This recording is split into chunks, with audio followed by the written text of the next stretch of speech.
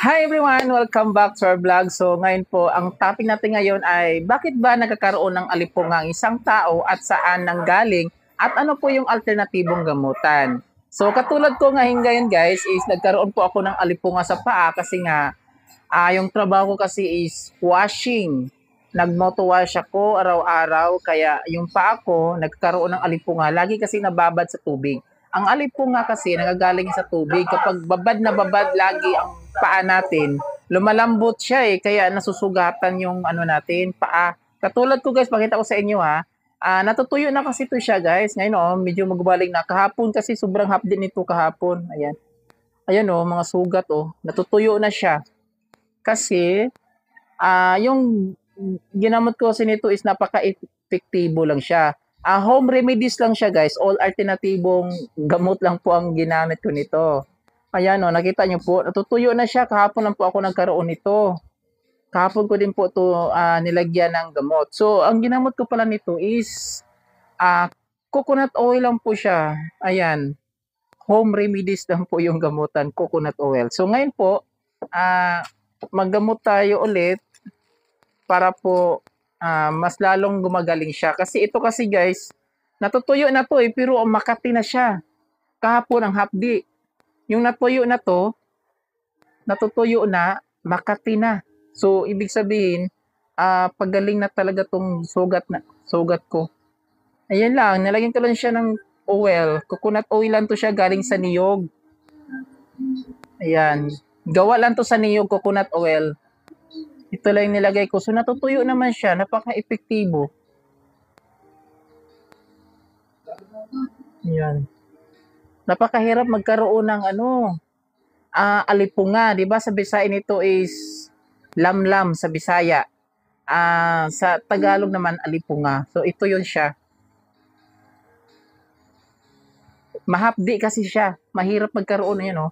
Natutuyo na siya dahil sa coconut oil na ginamot natin dito sa paa ko. So, sa awa naman ng Diyos guys is gumaling naman yung paa ko kasi napakahapdi. Ang hirap gumalaw, lalo na kapag may nagwashing ako. Ang hirap gumalaw, sakit sa paa. Sobrang hapdi. Kaya nga sa sobrang tulong nitong coconut oil na ginamot ko, naging effective naman siya. Ayan. So, kung meron kayo nito guys kung nagkaalipunga kayo or sa Bisaya, lamlam. So, coconut oil lang yung igamot nyo. Alternatibong gamutan lang naman. Ayan. Ito lang pinahid ko. Tapos, ayan, natutuyo na. Kita mo sugat. No? Ito yung sugat. Yan po. Grabe kahapon. Sobrang hapdi talaga. Ayan. Tapos makati na siya kasi natutuyo na kasi pagaling na tong sugat ko. Makati. Ayan.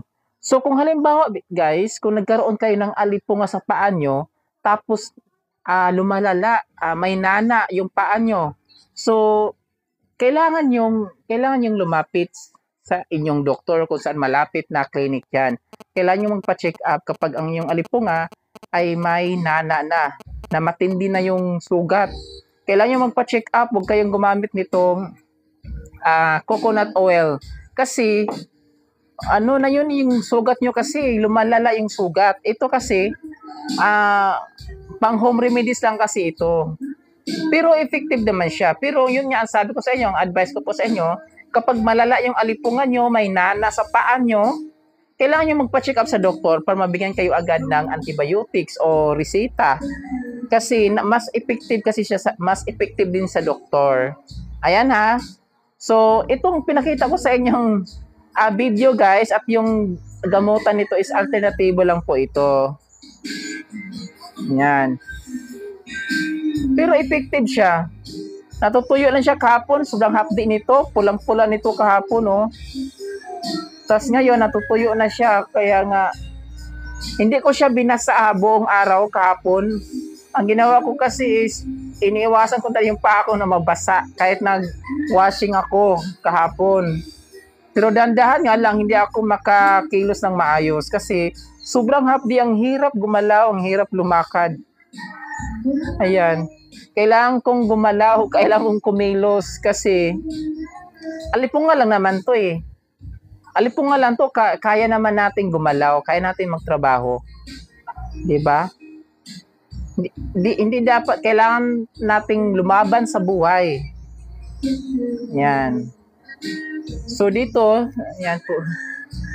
So yun nga, malaking pasalamat ko dito sa alternatibong gamutan, coconut oil, kasi naging effective siya sa alipunga ko or lamlam sa Bisaya, guys. So ayan nga, so kung meron kayong alipunga dyan na bago pa lang, nagkasugat yung paa nyo, itry nyo po itong coconut oil na gawa sa niyog lang po, guys.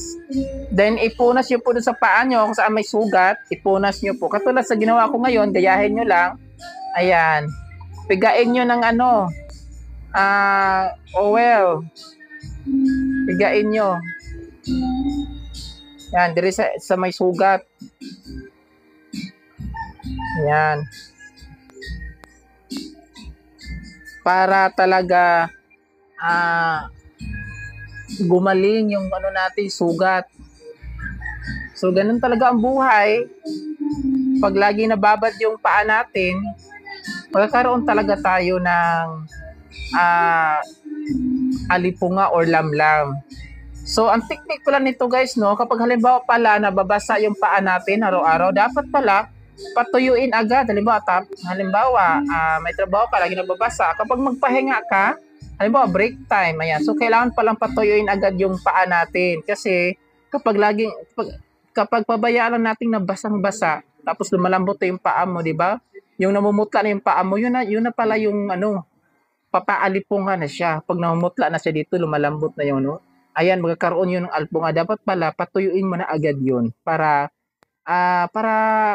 maano talaga natin ba, maiwasan yung magkakaroon ng sugat yung paa natin, yung maagapan natin agad, di ba?